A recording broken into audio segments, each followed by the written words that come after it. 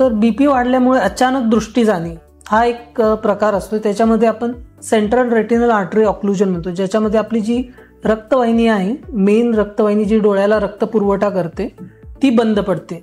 त्याच्यामुळे BP, cholesterol हे 2-3 कारणं असू शकतात.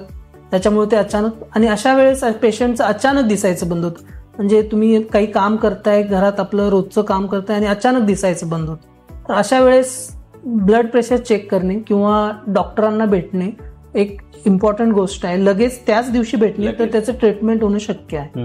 कारण बऱ्याच लोकांना असं असतं की अंधुक दिसायला लागलंय, पण बघूया आता 2-4 दिवसांनी जरा कमी होतंय, आपापलं का होईल आणि मग त्यानंतर दाखवू.